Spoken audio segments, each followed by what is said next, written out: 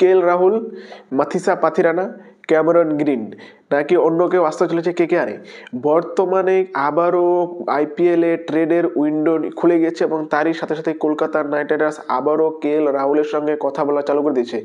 KL রাহুলকে Kolkata night Riders চাচ্ছে নিজের টিমে, আমাদের টিমে কেএল রাহুলকে চাচ্ছে অভিষেক নায়ার কোচ।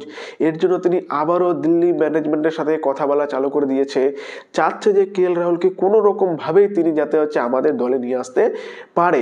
কারণ বর্তমানে আমরা ছেড়ে দিয়েছি অ্যান্ড্রে রাসেলকে, তাই দিল্লি ক্যাপিটালস যদি অ্যান্ড্রে রাসেলের পিছনে যায় তাহলে দিল্লি ক্যাপিটালসের দরকার আরও টাকা।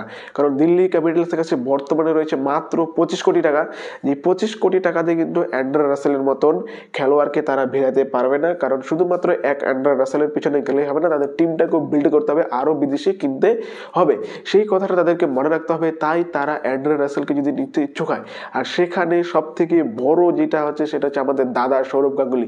সৌরভ গাঙ্গুলি যদি কোনো রকমভাবে দিল্লি ক্যাপিটালসকে ম্যানেজ করতে পারে এবং তাদেরকে সহমত দিতে পারে যে হ্যাঁ দরকার আছে অ্যান্ড্রে রাসেলের মতন একজন ফিনিশার দিল্লি ক্যাপিটালসে, যেই ফিনিশার দিল্লি ক্যাপিটালসে বিগত এক দশক হতে চলেছে মনে করো দিল্লি ক্যাপিটালসের কাছে সেরকম কোনো ফিনিশার নেই। মিডিলে কিছুদিনের জন্য মার্ক স্টোনিস ছিল, কিন্তু তারপরেও তার জায়গা নিয়ে অদল বদল করেছিল। তাই দিল্লি ক্যাপিটালসের দরকার একটা ফিনিশার, তাই তারা অ্যান্ড্রে রাসেলকে অবশ্যই চাবে। আর সেইখানেই বাজিমাতটা করতে পারে অভিষেক নায়ার কেএল রাহুলকে কোনো রকমে মানিয়ে টানিয়ে নিয়ে আসতে পারে আমাদের টিমে। কারণ কেএল রাহুল চলে আসলে কলকাতা টিমের একটা অন্যরকম শক্তি হয়ে যাবে। তারই সঙ্গে ক্যামেরন গ্রিন এবং মাথিসা পাথিরানা। কলকাতা নাইট রাইডার্সের এমন একজন বলার দরকার যে কিনা ডেথ বোলিং ভালো করতে পারে। কারণ আমাদের কাছে যেই সকল বলার রয়েছে ফাস্ট বলার, তারা শুধুমাত্র নতুন বলে ভালো করতে পারে, কিন্তু পুরোনো বলে তারা সেই রকমভাবে পারে না। আমরা দেখেছি সেই বৈভব আরোরা নতুন বলে বেশ ভালো তার হচ্ছে কন্ট্রোল থাকে, কিন্তু পুরোনো বলে সে ডেথ বলে ভালো করতে পারে না।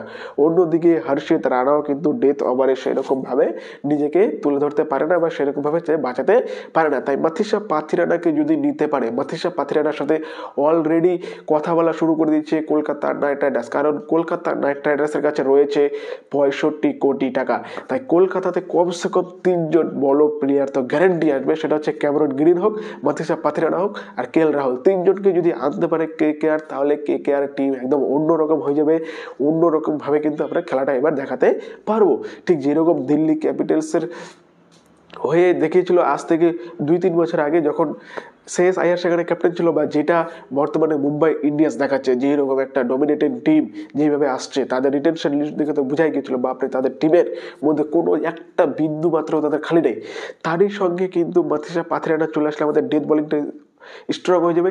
তারই সঙ্গে যদি ক্যামেরন গ্রিন যদি অলরাউন্ডার হিসাবে আসে, মানে সে যদি ব্যাটিংয়ের পাশাপাশি বোলিংটাও করে, কারণ ক্যামেরন গ্রিন বেশ কিছুদিন থেকে বোলিং করছেন না, ইন্টারন্যাশনাল ক্রিকেটে তিনি বোলিং করছেন না।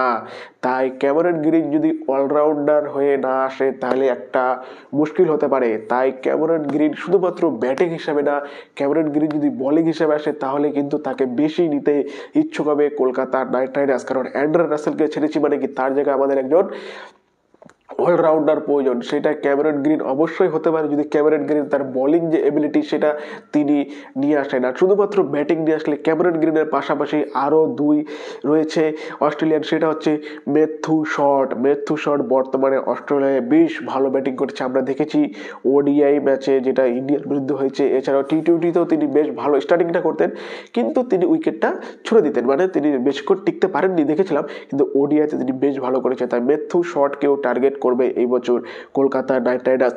তারই পাশাপাশি টার্গেট করবে সেই আমাদের জ্যাক ফ্রেজার ম্যাকগ্রেগ। জ্যাক ফ্রেজার ম্যাকগ্রেগ তিনি দিল্লি ক্যাপিটালসে 2024-এ আগুন ধরিয়ে দিয়েছিলেন, আমাদের সবার মনে আছে সেই বুমরাকে যেভাবে তিনি মেরেছিলেন সেটা হচ্ছে অবিশ্বাস্য। সেই জ্যাক ফ্রেজার ম্যাকগ্রেগকেও যদি নিয়ে চলে আসে ওপেনিংয়ে, এই কলকাতার হচ্ছে শর্ট বাউন্ডারি প্লাস হচ্ছে আউটস্ট্যান্ডিং ফাস্ট আউটফিল্ড, মানে কোনো রকমভাবে শুধু 30 গজের বাইরে বল ফেলতে পারলে কিন্তু বল বাউন্ডারি পর্যন্ত পৌঁছে যায়। তাই প্রথম 6 ওভারে কাজে লাগানোর জন্য জ্যাক ফ্রেজার ম্যাকগ্রাকের মতন একটা ব্যাটসম্যানকে যদি আনতে পারে, তার জন্য দরকার KL রাহুল। কারণ KL রাহুল যদি চলে আসে, সে উইকেট কিপিংটা করবে এবং সে একদিক থেকে ম্যাচটাকে ধরে খেলবে এবং অন্যদিকে জ্যাক ফ্রেজার ম্যাকগ্রাক বলো আর এই ক্যামেরন গ্রিন বলো, সবাই এসে কিন্তু নিজেদের ছাপটা সেটা রেখে যেতে পারবে। তাই বর্তমানে কলকাতা নাইট রাইডার্স সবার আগে চাচ্ছে KL রাহুলকে, তারপরে মাথিসা পাথিরানাকে রেখেছে, তারপরে 3 নম্বরে রেখেছে ক্যামেরন গ্রিনকে। কারণ ক্যামেরন গ্রিন বর্তমানে কিন্তু বোলিং করছে না, তার এই বোলিং অ্যাবিলিটি কমের জন্য হয়তো কলকাতা নাইট রাইডার্সের ম্যানেজমেন্ট চাচ্ছে একজন অলরাউন্ডার, এইরকম অলরাউন্ডার যে কিনা অ্যান্ড্রে রাসেলের মতন যখন উইকেট দরকার 2-3 ওভার বল হাত ঘুরিয়ে উইকেট নিয়ে দিতে পারে। কারণ ক্যামেরন গ্রিন যদি উইকেট না নিতে পারে বা বোলিং না করে, তাহলে আমরা একটা মাইনাস পয়েন্টে চলে যাব। তখন আমাদেরকে একটা ইন্ডিয়ান অলরাউন্ডার নিতে হবে। আর বর্তমানে কিন্তু অকশন টেবিলে সেরকম কোনো ইন্ডিয়ান অলরাউন্ডার কেন, কোনো বিদেশি অলরাউন্ডারও নেই। তাই ঘুরে ফিরে আবার ওই অ্যান্ড্রে রাসেলের উপরেই নজর যাবে সবার।